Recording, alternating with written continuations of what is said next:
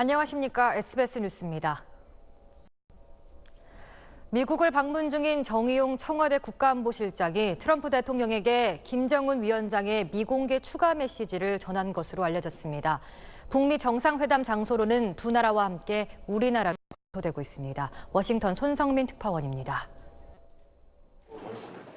정의용 국가안보실장은 미국 시간으로 오전에 맥메스터 백악관 국가안보회의 보좌관과 만나 5월 북미 대화로 나아가기 위한 후속 조치를 논의했습니다.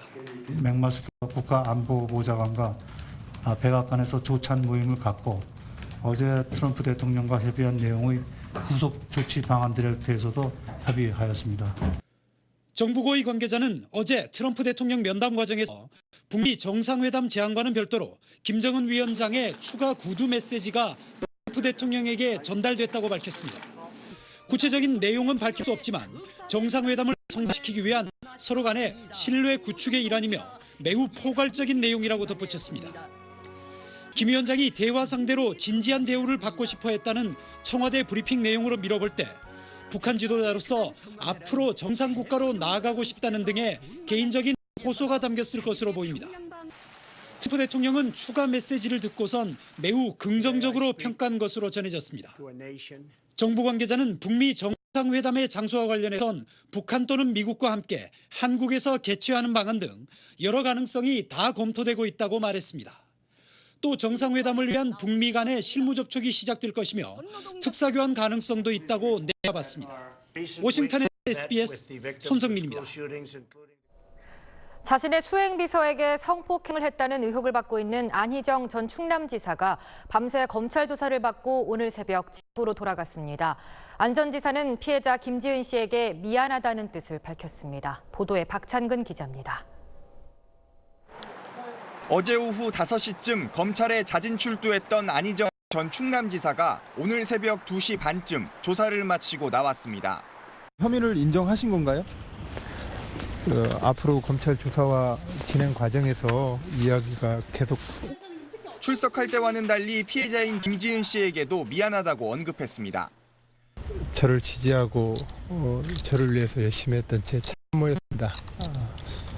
미안합니다. 그 마음의 상실감 그리고 배신감 여러 가지 다 미안합니다. 견디기 힘들었다며 자진 출두한 배경도 밝혔습니다. 소환을 기다렸습니다만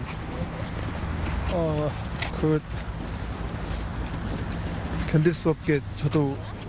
안희정 전 지사는 지난해 6월부터 8개월 동안 자신의 비서였던 김 씨를 4차례 성폭행한 혐의로 고소됐고 자신이 설립한 연구소 여성 직원을 성폭행, 성추행했다는 의혹도 받고 있습니다. 검찰은 증거자료 등의 확보가 충분치 않은 만큼 이번 조사에선 고소 내용에 대한 안 전 지사의 입장만 확인했다고 전했습니다. 안 전 지사를 성폭행 혐의로 고소한 김지은 씨도 서울지검에서 23시간 가까운 조사를 마치고 돌아갔습니다.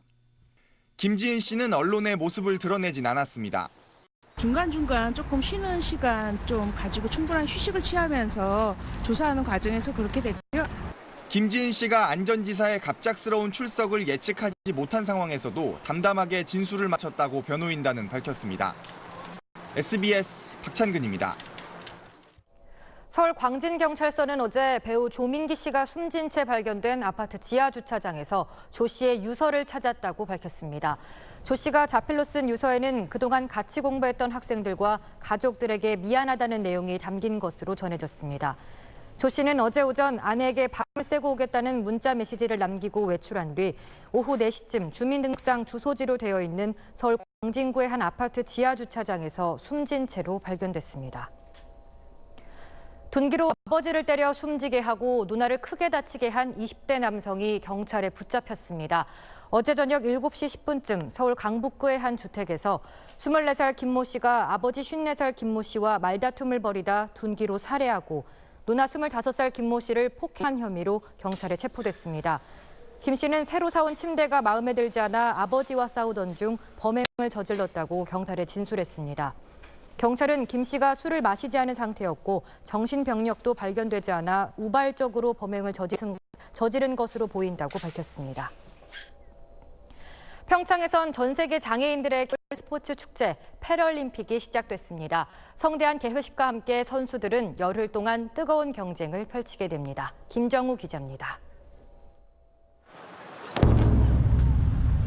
미수 의족장애인 신명진 씨가 커다란 북을 치며 새로운 축제의 시작을 알립니다.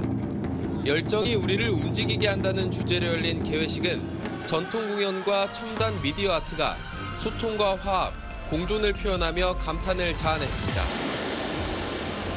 남북한 공동 입장이 무산된 가운데 2명의 선수가 출전한 북한은 34번째로 스타디움에 들어왔고 우리나라는 노르딕 스키 신의연을 기수로 가장 마지막인 49번째로 입장했습니다.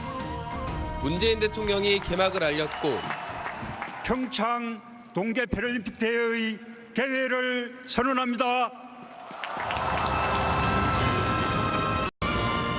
우리나라 최보규와 북한 마유철, 남북 선수가 함께 성화봉을 들고 들어와 또 한 번 평화의 메시지를 전했습니다. 다리가 불편한 장애인 아이스하키의 한민수는 암벽을 등반하듯 로프를 잡고 성화대에 올라 감동을 선사했고 휠체어 컬링 대표팀 주장 서순석과 여자 컬링 대표팀 주장 김은정은 최종 점화자로 나서 편견과 차별을 없애는 아름다운 불꽃을 다랑아리 모양의 성화대에 붙였습니다.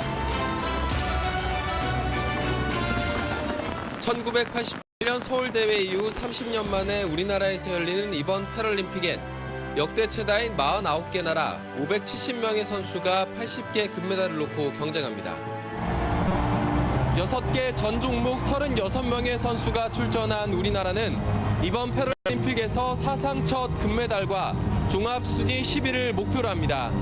SBS 김정우입니다.